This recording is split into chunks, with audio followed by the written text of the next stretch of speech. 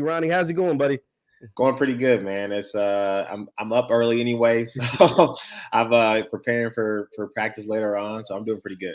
That's awesome. That's awesome. Ronnie, for those of you who don't know, Ronnie Baker is an Olympian. He is one of the fastest men in the entire world. Let's not mess around with it. He runs easily in the 9.8. He is a track Olympian. He just competed in the Tokyo Olympics this month, and I know that was crazy. We're going to get into Tokyo, the Olympics, and all that. But we're from the same hometown of Louisville, Kentucky. So I have to ask Ronnie about his upbringing, right? Some of the track early. So, Ronnie, what were some of your earliest memories of running on the track? Who were some of the clubs that you might have ran for? And what was that experience like? Yeah, so growing up in Louisville, I actually started running track when I think it was sixth grade. That's when I started It's kind running. of late. Yeah, so I didn't run. I didn't run when I was super young. I did run cross country a lot, but I wasn't running cross country. I started cross country when I lived in Alaska, so Okay. I didn't really start running track until sixth grade. And it was crazy because when I got to Texas, when I got to TCU, I went to some local track meets and I saw kids that were like literally 5 years old running. And I'm like, what? Like they start this young? Like it's crazy. So yeah, didn't start running track like on official track until I was in sixth grade. And I remember actually winning a 100-meter dash in sixth grade. It was at Male. It was at Male High School. Okay. I was going to Highland Middle.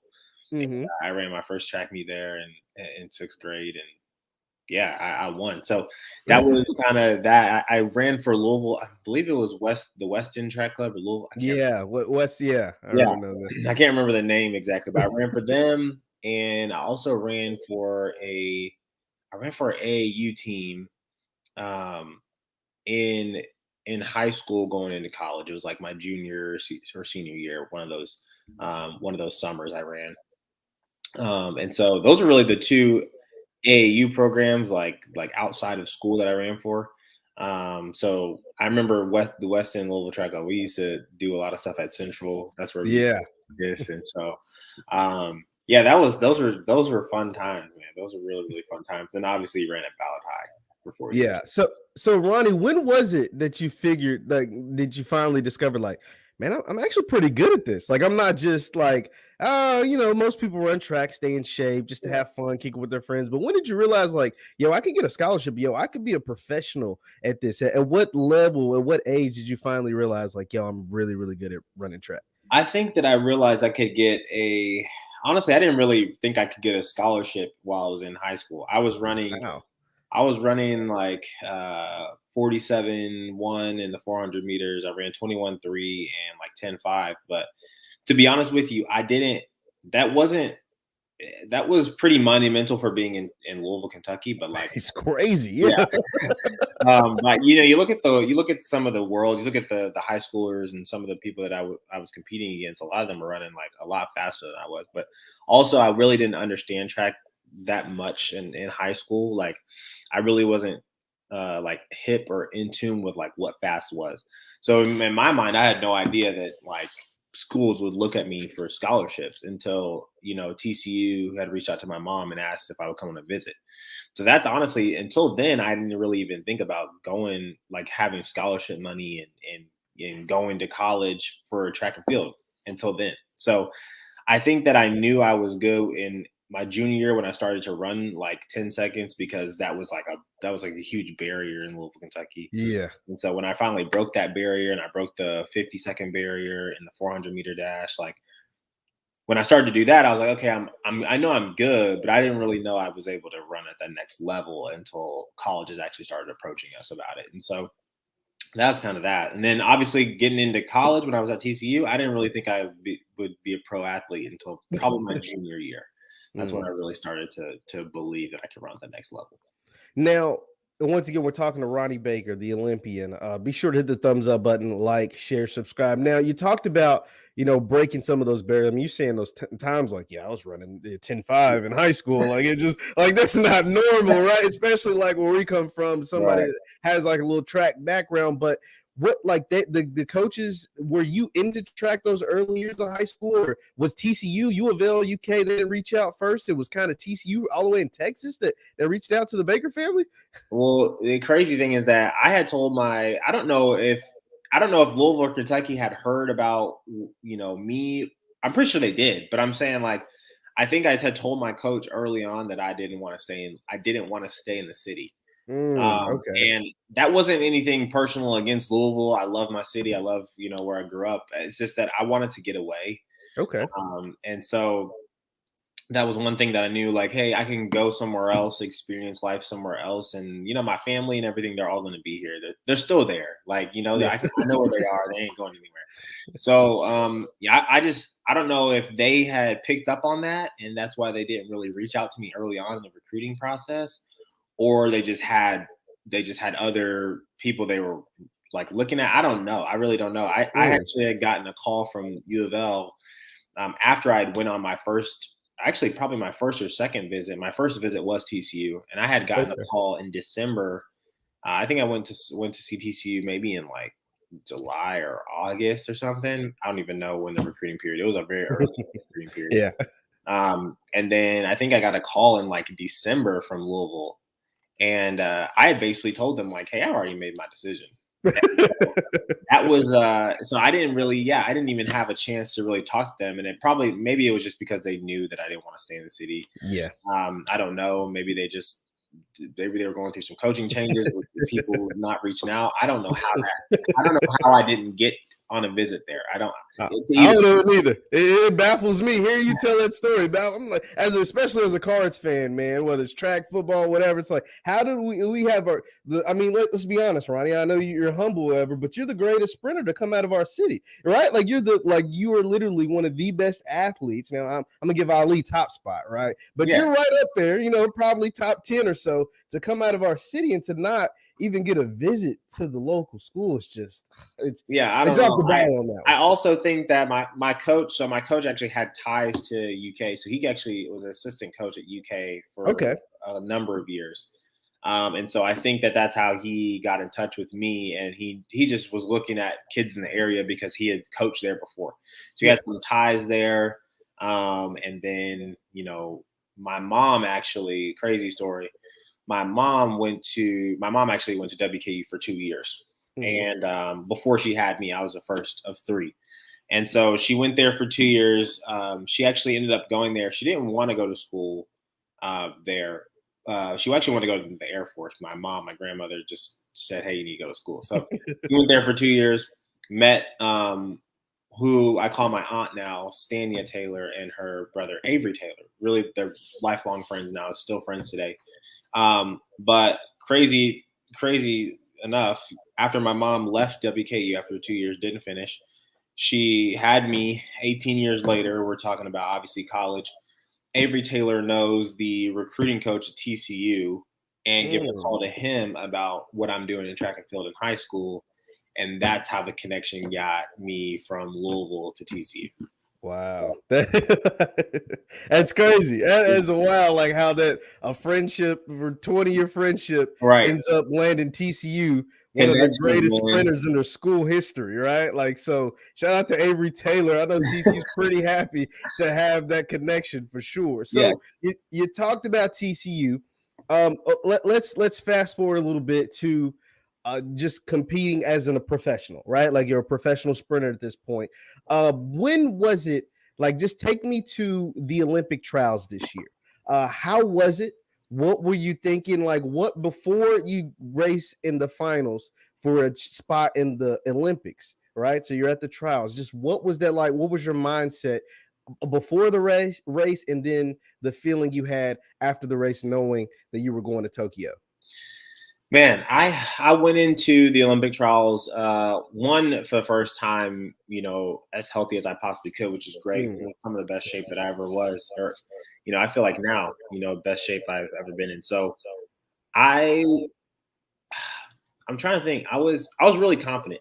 I was confident mm, going in. Like I knew I was gonna be on that team. Like for me, mm. it wasn't a thing of like, oh, maybe I will, maybe I won't. I knew I was. And so for me, I think the biggest thing before, I guess, the finals and like all the preparation and getting to that meet and that event, I definitely was.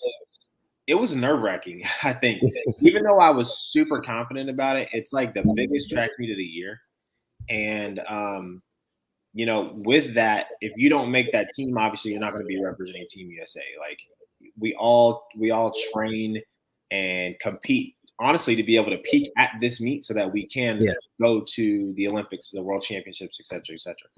And so there's a lot of pressure around it. Because a lot of people are honestly banking on, if they don't make this team, they're going to take hits in their contract. They're going to take hits in, the money that they're making, depending on who they're with, depending on what their contract stipulations are. It's going to affect their world rankings. Like there's so much that rides on it. That it's an emotional roller coaster. Like talking about being at the height of your emotions, like this is the meat. I bet. And so for me, it was honestly, there was a lot of emotions. There was a lot of, I guess, pressure to be able to make that team, especially because people had already deemed me as one of the top three. Mm-hmm. And although, I was very confident. I knew, honestly, that I was going to make it. Like, I was in my life, and I finally got to one of these events, these trials events, healthy. Mm-hmm. So I was very confident. But there still was that pressure and that emotion that came with it. But, I got through it. I think that pressure, it either crushes people or it makes diamonds. And so absolutely. I've been able to handle that pressure very, very well in my career. Now, continue. What would you say? Yeah, I was going to say that really you asked about afterwards, like how did it feel afterwards? Yeah. And I think that for me, because it was such an emotional weekend, I was just relieved. Like I didn't even I wasn't super overjoyed that dang man, I made it. Like it wasn't even I wasn't even super elated or happy or excited about it. I was inwardly, but I don't even think I could show it because emotionally I was just so drained from the whole thing. So it was more of dang, I finally got that monkey off my back. We can relax now a little bit. So hey, that's awesome, man. Well, somebody watching from home, obviously you didn't have any idea, but I was happy for you. To me, it was maybe I felt the emotion for you because I was like, man, he did it. You know what I mean? I will ask you this though, with the COVID break, do you believe that kind of helped you get into better shape, better health, having that year? Because we know the Olympics was supposed to be in 2020, but having it in 2021, did that play kind of into your benefit? I think I was ready to go in 2020. Okay. I was healthy and I was running really well and I was training really well. So honestly, I would have been ready to go in 2020 or 2021. So for me, I don't think the COVID year, I think the COVID year was good because it allowed me to not from a physical standpoint get better, but from a mental and spiritual standpoint get better. Mm-hmm. I think that's the biggest place that COVID helped me was getting mentally and spiritually where I needed to be able to compete at a high level and be on the Olympic stage. And so, but physically, I was ready. I don't think that necessarily helped me. I didn't need that extra year. Physically, I would have been ready. I think mentally and spiritually, though, was just on another level when it comes to just all areas of life, not just athletics, but just being a better man, a better athlete, a better husband, things like that. Those were the things that the COVID year helped me work on. Absolutely. Once again, we're talking to Ronnie Baker, the Olympian. He runs the 100-meter dash and on several relay teams for Team USA. As you see, he's got his jacket on. He's representing. Be sure to hit the thumbs up button, share, subscribe. So, Ronnie, let's talk about the Olympics. It was different in all aspects, every way, every shape, every form. Just talk to me about some of those protocols that you guys had to go through. I know there was a lot of social distancing, a lot of masking up, a lot of borders, everything. Just what was Tokyo like in your eyes? Yeah, I really enjoy Japanese food, and that was the one thing that I did not get to enjoy while I was there. We did have a full-on cafeteria that we got to eat at every day. It was 2 levels. It was that place was huge, 8,000. I don't even know how many square feet it was. It was huge. It was massive because you have to have the ability to have there's 10,000 athletes there, and obviously everybody's got to eat. So there's food from all over. I did get to try some Japanese, cuisine, but trying to get into, the hole in the walls in Japan, those places, I didn't get to go to those It was places. over. But when we got there, we first of all, we had to be in a mask pretty much our entire time there. Outside of when we were competing or warming up or practicing, we were in a mask. And that's just because it obviously they believe that it protects everyone from getting COVID, all this stuff. So we were in a mask 24/7. When we got there, from the day, first of all, before we even got to Tokyo, we had to take a series of COVID tests. So 96 hours before we got into Japan, we had to take a COVID test here in the States. We had to submit it on an app to doctors, I believe, in Japan for them to verify it, and then for them to send it back so that we can get through the airport and customs and all that stuff. So we had to take one 96 hours before and then another one 72 hours before. Have all these apps registered. I mean, we were being tracked in Tokyo, close contacts. I mean, it was everything. So when we got there, we're in a mask 24/7. We had to take a COVID spit test every single morning. Like first thing when you wake up, you can't eat or drink or brush your teeth before you do it. So it's like, immediately wake up, you're taking a COVID test. And then from there, we were kind of just locked down we couldn't leave the village. So we were basically in the villages. If you don't know what the village is, it's basically Japan, when they're building all the stadiums and stuff, obviously 4 years ago, they build almost like a city. It's literally like a city of just athletes where there's literally all these buildings and structures and transportation inside of this gated area in the middle of Japan. And we stayed there and had food and we pretty much everything we needed there. You didn't really need to leave if you didn't want to. But we were kind of locked down there, and we left for training. We left for competing, and that's really it. So unless you were doing any of those two things, you were pretty much in your room, or you could walk around the village a little bit, but you had to have a mask on. They had some shops in the village, and like they had a hair salon and a nail salon. You get your nails done, all that stuff for the women, and like it was pretty cool. But other than that, you were confined that area. Man, so what were you able to have any family or friends come to Tokyo at all, or just what was that like? Yeah, so all my wife, I know you have a wife, yeah, none of that. So no family, no friends, nobody was traveling there. Like you had to be an athlete to even probably get in the country at that point. So oh my God. yeah, there was nobody there. We got to the stadium, it was empty. It was very different. And I don't even think that really affected me. Honestly, like, to be honest with you, like the stadium being empty wasn't even a factor. It didn't even bother me. Like I didn't even think about it. I don't think any of the other athletes thought about it either. I mean, you saw multiple. I mean, at this Olympics alone, there were 17 world records that were broken across all sports. So I don't think it affected anyone at all. I think it was that people knew about it, but it wasn't like, oh, this is going to affect my performance. So, yeah, no family, no friends. My family, my wife and my mom actually got to go to Orlando. They had a big watch party there. So, Okay. they were there having fun. They basically got to go to the resort for free. So that was nice. They were in Orlando living it up.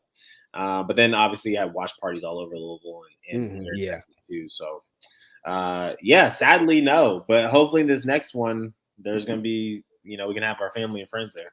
Hopefully, man. Hopefully we get through this COVID stuff, A-okay. Once again, I'm talking to Ronnie Baker, the Olympian from Team USA from my home city of Louisville, Kentucky. Be sure to hit the thumbs up button, like, share, subscribe. Now, Ronnie, I'm going to ask you about your performance. Just how do you feel you did? Just what were your emotions after the races? Just kind of talk to me about some of those that took place during the Tokyo Olympics. Yeah. Overall, man, this has been one that I've really been struggling with because as a person, as who I am, like I think that with all the things that I've accomplished over I've been sprinting professionally for 5 years, and I've accomplished a lot. And if you look at it, you look at the body of work, it's really good. You know, I got a bronze medal in 2018 in the Indoor World Championships. I ran 6:40, which is the third fastest time ever in the 60. I won the 60 indoor. times are crazy, by the way. Yeah. All of them are crazy. Right. I've done that. I've run 983. I mean, this past Olympics, I was the third fastest ever American in the 100 meters at the Olympics in history. I have the ninth fastest time in Olympic history ever. And then four of those 5 times are like obviously Usain Bolt. Usain Bolt, yeah. You know, from that standpoint, it looks great. I'm an Olympian. From that standpoint, it looks great. From the world's view, I am accomplished. I've made it. This is everything. Yeah. For my standards and expectations, I feel like I haven't done much. And that could be very offensive to people because they're like, man, like you're mad ungrateful. Like you did all that and you're not happy. And the thing is that I train hard not so that I can have those accolades. I train hard so I could be a champion. And looking back at this Olympics, that didn't happen. So for me, you know, with everything that was lined up and everything that was in place, I feel like this year I was again most healthy. There was no really excuses for why I wouldn't perform to the best of my abilities or even win the Olympics. So for me now, I have to go back to the drawing board and say, what is it that we need to fix in order to be able to be on the top of that podium? And so overall, the experience was great. I'm not downplaying the experience. I'm not downplaying, like, I'm not ungrateful for it. It was a blessing, you know, to be able to travel, have it, you know, be able to compete at a high level against the best in the world is unbelievable and something that most people, again, will never get to accomplish and never reach that level. So not that I'm ungrateful. It's just that I feel like there's a level that I know I can be at, and I feel like I underachieved. And when you are in that position multiple times over multiple years, it's hard to be like, yeah, like I'm winning, like I'm doing it, like because I know that I'm not where I know I can be, you know. And it's not necessarily let me compare to everyone else. It's like, dang. As where I think I know I can be, I haven't achieved that. And year after year, I keep falling short. So that's why I'm like looking at it as a whole. It was a great experience. I did a lot of cool stuff. And honestly, like my name's going to be in the Olympian, like Ronnie's Olympian record book kind of thing. And that can't be etched out. But also for me, I just know that I have more. I just know I have more. So that's the hard part. You know, looking at it, you know, the races were great. I ran a personal best in my semifinal. I just think that I need to be able to come back, and there is a level that I need to be able to train at to be able to do that at the next time, you know. So for me, I think I had high expectations, and I always will. And I believe that in anything in life, you should have high expectations. Like if you're going to do something, you should try to do it to the best of your ability and be the best. And so that's always been my mindset. And so when you don't achieve that, it's a tough one. You know, you got to figure out how to fix that. And so overall, the first 2 races, absolutely great. Ran my personal best. The last one, you know, there's some things that I don't know if I would have changed anything. I gave the best I could. I did the best I could. But I just felt like, honestly, I knew mentally I was like, I'm going to win this thing. And it didn't happen. And then the relay was just hard as well because we didn't make the final. We didn't have a whole lot of time to practice. There's just a lot of things that went into it that just honestly we should have made it. That's the thing. And so that I think that was our expectation. And then when it didn't happen, it's so defeating sometimes. And so overall, again, wrap it up. Great experience. Olympian. Accomplished a lot of cool stuff. I'm the 6th fastest guy ever in the U.S. Thank God. It's crazy. Yes. It's crazy to think about, man. Like the 6th fastest time ever in U.S. history. Like that's just like insane to think about. But I mean, even though you, like you said, you feel like you didn't put up the performance that you would have expected, because you have great expectations for yourself. And I can't do anything but commend that, right? Like, and trust me, this is not the last or the best we've seen of Ronnie Baker. I know that you have levels that you're going to accomplish that's like just even way better. You're going to look back on these times, 3 years from now at the next Olympics and be like, man, that was garbage, right? Like, you're going to be going crazy. But what I do want to ask you about is Team USA as a whole. Just how are you? Are you guys like, are you guys like friends on the track team? How do you, when you say doing practice a lot for those 4x1 teams, but how is your relationship with some of those other Olympians on Team USA? I think it's different when we come together as a team. Obviously, when we're having to compete together, Exactly. like on a big stage, it's a lot different. I think that for me, I'll be honest, I've always had the notion that when we're competing against each other, honestly, we're not friends. Like I love you, but we're not friends. I'm trying to win, you're trying to win. I'm not. It's not gonna happen. We're not friends. Outside of that, I'd love to hang out. Mhm. Whatever we can be friends. We can talk business. We can whatever you want to do. Like I'm cool with that outside the track, and I'm not the kind of person that takes my grudges, or not grudges, but like takes my competitive Yes. mindset of like, hey, we're not friends here, and puts it outside of the track. Like I'm not gonna snub a guy if I see him like down the street, in Dallas somewhere. Like I'm gonna say what's up to him. Yeah. And we can be friends. But while we're competing, it's a lot different. It's just that competitive nature, right? And so I think when we got to be in the Olympic team, we kind of got to share a lot of that experience, but also have to work together. It's a lot different. It's completely Mhm. different. So I'd say that it's not as like my friendship to a lot of them is not as strong. One, because like we don't live in the same areas, we don't train Yeah. together. Like I don't train. I train with one other guy, and so a lot of the guys that I was running with at this Olympics, like I don't see them or train with them. The only time I see them is at competitions. Yeah. So the mindset I was just talking about is only implemented when I see them. Yeah. Um, I don't really get to talk with them, hang out with them, kick it with them, and I think that a lot of those athletes, sometimes they train with the people that they're competing with, so they're more cordial with them. Like Yes. they can be like, I know, for instance, that one of the guys that was on the USA team, he trains with Andre DeGrasse, who's a runner in Mhm. Canada. And so, like, although they compete against each other, they train together, so they're cool. They hang out. Like, Yes. they can go to the cafeteria and like hang out and chat and wrap it up, like you talk it up before they compete or whatever, and like give each other daps and like encouragement. I didn't have someone like that like while I was there. So I think that that's kind of the mindset. I'm definitely willing to be friends with them and hang out with them and like collaborate and do all kinds of stuff. It's just not something that we get to do often, just because we don't live in the same areas. We don't see each other. So, Yeah.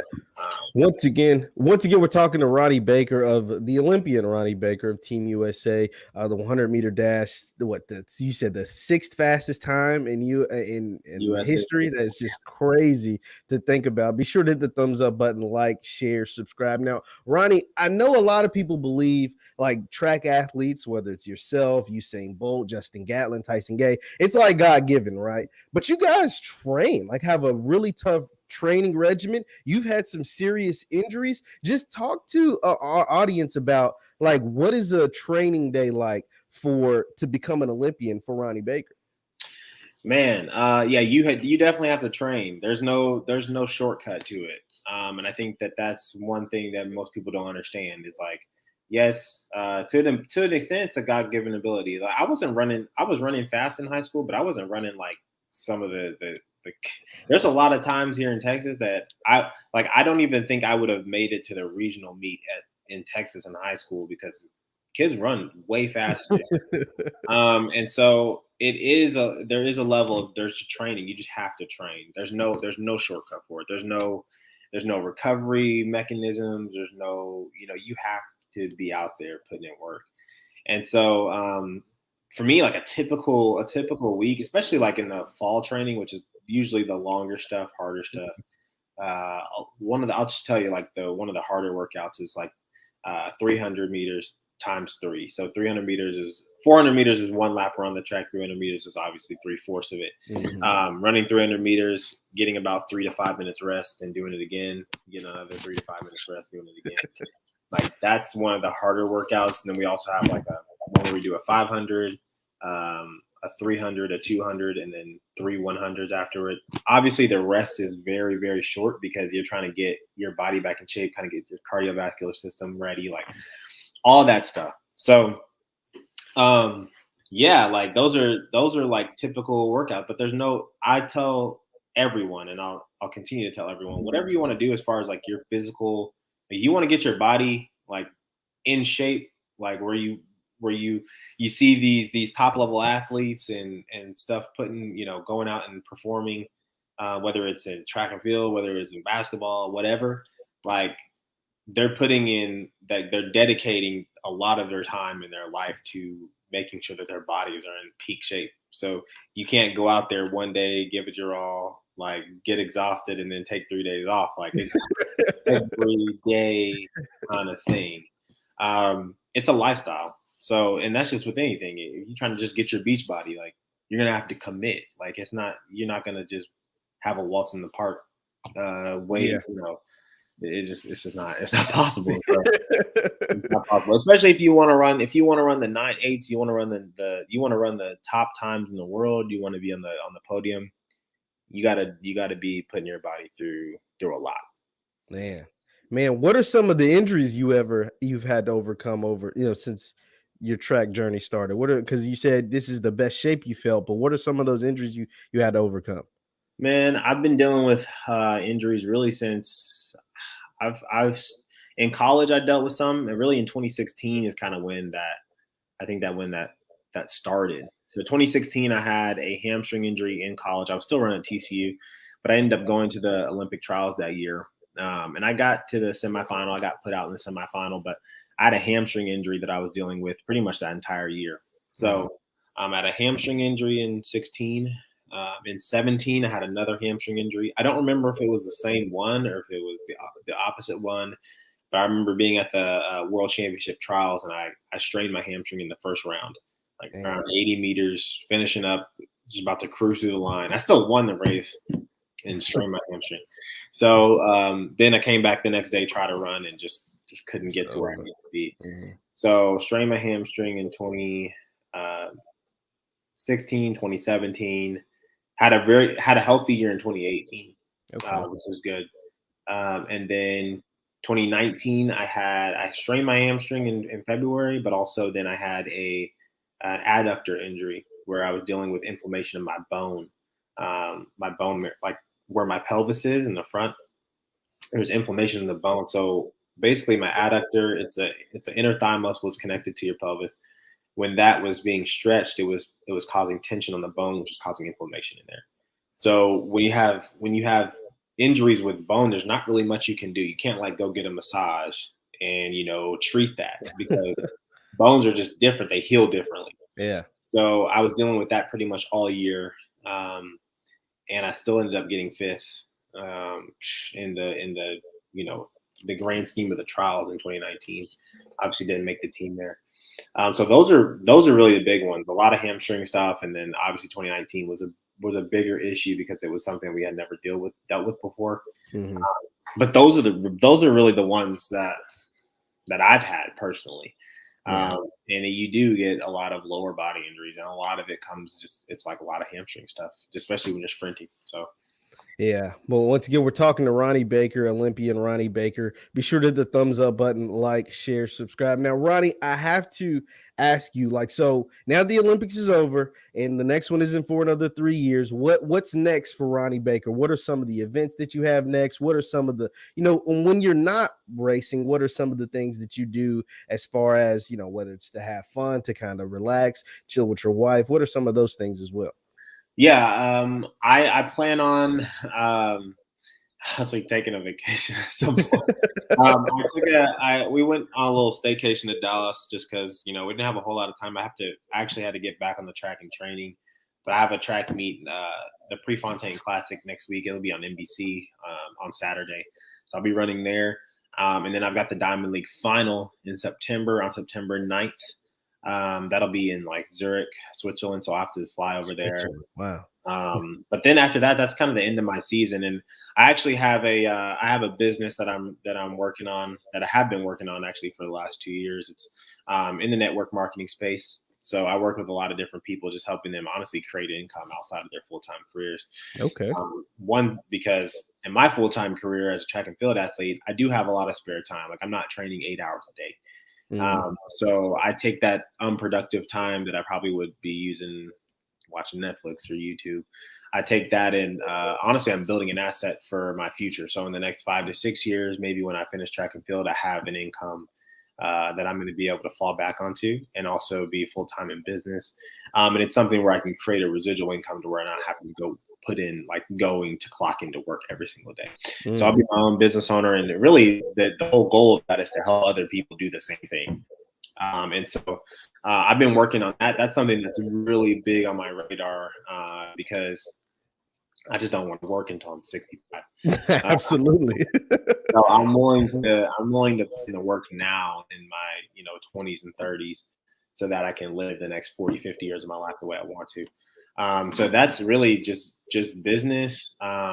It's a lot to do with online e-commerce and marketing. So really getting into that space is kind of what I'm going to be doing in the off season. But honestly, my off season isn't very long. So I just, while I'm training, I'm able to do that, which is great because it's a part-time gig that can yield a full-time income. But yeah, I'm going to try to do a vacation at some point. I've got to, once I finish track and field in September this year, just go over, like I'm sitting down with my coach going over what we can do to improve. And then honestly, shoot, back in like mid-October, I'll probably be back on the track. So not a whole lot of time, but we'll try to squeeze something in that's fun before then. No, that's awesome. But I really want to touch on something that you said, though. I really love that you've thought about your life in your career after track, right? Because track, I mean, to be honest, is a young man's sport. Like you have your peak, you're in your peak right now, but peaking track ain't like peaking like baseball, right? Or peaking like track and football and things like that. Those are like young men's sports. Basketball, they're starting to stretch it out a little longer, but like track is something like at some point, you're the fastest right now. You're taking the throne from guys like the Tyson Gays and the Justin Gatlins and stuff. But at some point, there will be a guy that's faster than Ronnie Baker. And so I love that you've thought about a business plan after your track career is over with. Just when do you think you started thinking about like life after track? I started thinking about that in 2019 because I realized that when I started running professionally in 2017, I was now hindsight, I look at this. A lot of our generation, I'm 27, I'll be 28 this year. A lot of our generation, they're just wasting their life away. And I realized that in 2017, 2017 when I first started track and field to honestly really 2019, I was kind of I would go to practice, I would come home, and I would play video games all day. I watch TV. I do the typical like, hey, I just got off work. I'm going to go home and I'm going to relax kind of thing. And I was doing that for years. And I realized now, hindsight, that I'm in a business where I'm building my future. I realized that I was wasting time. And I just realized I need to do something about that. I need to be able to build something that I can pass down to the next generation. Because I can win a gold medal, but I can't pass that gold medal down to my kids. Yes. Like me giving them that gold medal doesn't give them opportunities to be successful. It's just it's something that I've accomplished, but they haven't done. They have to start at the ground level too. Yes. Just like if you ascend to the CEO level of your company, after you've climbed the ranks, when you leave, you can't put your son in that position. The guy that's the next guy, he's going to step up. You can't say, "Oh, son, I've climbed the ladder. Now you get to be CEO." It doesn't work. So I realized I need to be able to develop my own business so that I can be in control of it, so that I can be able to pass something down to my kids. And I realized from 2017 to 2019, I was not doing much of anything. So for the people out there that are my age, or honestly, even if you're older, if you're wasting your time in frivolous things like Netflix and video games and YouTube and things that are just taking your mind. They're not helping you do anything. They're not helping you create income. They're allowing you to be lazy. And a lot of the times it's what that is. It's kind of like that instant gratification, because with those things are pleasurable. And you have to understand that the people that are multimillionaires, the great people in life, the people that like your Michael Jordans, your Kobe Bryant's, your Warren Buffett's, your Eric Thomas. I love Eric Thomas, ET. Those guys, they are sacrificing those things early for a short period of time in their life, so that they can get to where they can live with those things in the long term. Like for me, I'm willing to sacrifice some of those things for the next 5 to 6 years, build a business and an asset that's going to pay me more than track and field could ever pay me in my lifetime, so that after those 6 years, after those 7 years, after those 8 years of sacrifice, I can go back to those things and truly enjoy them, because I've already done what I need to do on front end. So I started thinking about that in 2019, because I realized I was wasting a lot of my time not doing anything. And also I had injuries, and injuries in track and field means less money. And less money means that you're looking for other opportunities. And that's when I came upon, okay, I need to do something outside with my free time, especially because I have so much of it. So yeah, that was when I finally started to think about that stuff. And I think a lot of people should be doing that too. Absolutely, man. I mean, that's something we preach on this platform all the time, right? Like how to build wealth building, things like that. It's going to come from outside of your 9 to 5, or even if, whether you're a professional athlete or if you're just, a local factory worker. It's something that you need to have multiple streams of income. And that way you are able to pass down. That way your children will have a better, upbringing than you had, right? Like, so I'm sure you put yourself in a position that like your kids, your family will be able to, benefit from the accomplishments that you have, whether it's on the track or in the business, more so than maybe you had, growing up. And that's the whole purpose, especially as a Black community. It's definitely critical for those things to take place. Ronnie, that was awesome, man. Like that was really, like, definitely the fact that you've thought about that as a professional athlete. And we see a lot of professional athletes who make a ton of money or do whatever and just go out and blow it, and then they end up broke as soon as they're done. Whether it's running, shooting a hoop, throwing a touchdown, like as soon as that's over, we hear these tragic stories about them running through all their money because they didn't have a mindset of being prepared after the game or the sport. All the lights were off, the sport was over. So to hear that you're on that track is awesome, man, for real. Absolutely. And I would say that, especially because I'm trying to actually expand my business into Louisville. Been pretty difficult, but really it's about partnership. So a lot of if there's anybody out there that's listening to this podcast that would be interested in an opportunity where they can create an asset that's going to, that will help them create income outside of their full-time job. Personally, me and my wife we run our own business. We own our own business, and we're looking for people to partner with. Now, that doesn't mean everybody. There's spots, like we have a certain amount of spots that we're trying to fill. So that there's a strenuous process of like interviews and making sure that it's the right fit. But if you have those ambitions and you have some free time and you are wanting to be able to honestly create something like legacy, like not just, hey, I'm trying to make a couple extra $100, but like we're talking about legacy. That's what we're talking about. And you have some dedication and you're willing to put in some work, like let me know. Facebook, Instagram, all those things. So yeah, absolutely. Once again, we're talking to Ronnie Baker, the Olympian. Ronnie, I'll get you out on this, man. You talked about, your plan for the future, your plans and all these things, a lot of your accomplishments that are just crazy. Just, for you to, before you hang it up in track, just tell me some of the things or some of the goals that you have for yourself on the track and field. That way, by the time you hang it up, you can say, I accomplished everything. What are some of those accomplishments you still hope to make happen before it's all said and done for Ronnie Baker on the track? Honestly, I've never personally voiced this. Like I have, but not directly, Okay. But I definitely want to run the world record. I want to, obviously, if I do that, I'll be the fastest American ever. I want to be on top of the podium in 2024. And also the other subsequent years. So we've got world championships next year. We've got world championships, and then Olympics, and then also another world. So I want to win. I want to win multiple gold medals. Like that's the goal, is to be a champion. Also to have, while I'm running, be number one ranked in the world, have the fastest time of the year. So those are some of the goals. I think that it would be. I just don't know. There's some people that go into their sport and they're like, my goal is to just be an Olympian. Great. Yeah. Perfect. That's not my goal.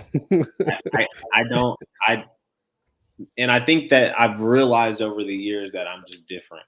Like, cause there's some people that got to the Olympics and they're just like, I know I'm not going to win. Hey, I'm good. Like I've done it, but I just, with everything in me, that's just not who I am. I don't know. I don't relate to that kind of person. I just don't. I don't understand their thinking. So, and I'm not gonna try to. But you ask a Michael Jordan, because Michael Jordan didn't win his first championship until it's like his 7th year in the league, right? And so, there's a lot of people that would look at Michael Jordan and say, man, you're leading the league in scoring. Like you're literally the best basketball player in the world. Like that's an accomplishment. That's good, man. You should be happy. But Michael Jordan's like, I'm losing. Like I'm not where I want to be. And so I think that's kind of where I'm at, is like, those are my goals. And I'm going to shoot as high as possible, because why not? If I've been gifted with it, if I have this gift that God's given me, why would I shoot just below where I believe I can be? So I believe that, those are my goals, because I feel like God's written those on. Like He's given me that competitive mentality. He's given me that mentality to be the best. So why would I like not try to shoot for the world records, the American records, the championships, the being the best? So, and the thing is, it's not necessarily me being a comparison thing. I personally know, for me, that I can be the best. Yeah. So it's about me getting better. And right now, I don't feel like I'm at my best. So those are my goals when it's all said and done. The thing is, I'm going to go for broke trying to get them. And if I don't get them, then I can say, guess what? It wasn't God's plan, because I went hard. I did all I could. And I can be okay with being like, dang, okay, that wasn't in God's plan for me to do that. Right. But I did give it my all. I gave it my everything. And so those are my goals, man. Those are my goals. If I had to put them out there, that's it. Running the fastest, being the fastest ever. That's it. So. Hey, and I'm going to be rooting for you, man. I know you're going to be able to accomplish it. World Championships, Olympics, we're coming for it. Gold medal. Ronnie Baker, he'll be at the top of the podium. We're trying to speak it into existence. You're working for it. I'm speaking on it. So, hey, it's going to take place. Thank you so much, man, for joining me today. I know it's early. I know you got some stuff you got to do, but I appreciate you taking a few minutes out of your day to make this happen. Once again, this is the Olympian, Louisville native, Ronnie Baker. He's got some races and he's got some goals to accomplish. So thank you all for joining us. Once again, this is Jeff Lightsy Jr. with the Black Boss Channel. I appreciate you all.